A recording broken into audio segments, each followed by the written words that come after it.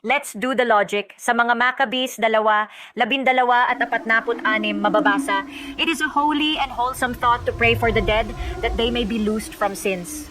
O, nasa Deuterocanonico yan. Pero ito ang parehong aklat na ginamit ng mga Hudyo sa panahon ni Jesus. At ito rin ang aklat na tinanggap ng simbahang Katoliko mula pa noong una. Kung mali ang panalangin para sa patay, bakit ginagawa ito ng mga Kristiyano sa loob ng 2,000 taon? At kung wala ng pag-asa pagkatapos ng kamatayan, bakit sinabi ni Jesus, "Whoever speaks against the Holy Spirit will not be forgiven, either in this age or in the age to come." Matthew 12:22. Ibig sabihin, may kapatawaran pa sa kabilang buhay. Hindi sa impyerno, kundi sa isang kalagayan ng paglilinis, purgatorio. Hindi ito imbento. Ang panalangin para sa kaluluwa ay bunga ng paniniwala na ang kaluluwa ay buhay. May paglilinis pagkatapos ng kamatayan.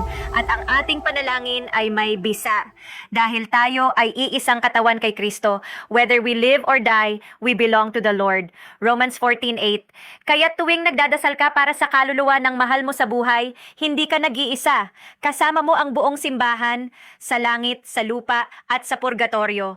Dahil sa simbahang Katoliko, ang pag-ibig ay hindi natatapos sa libingan.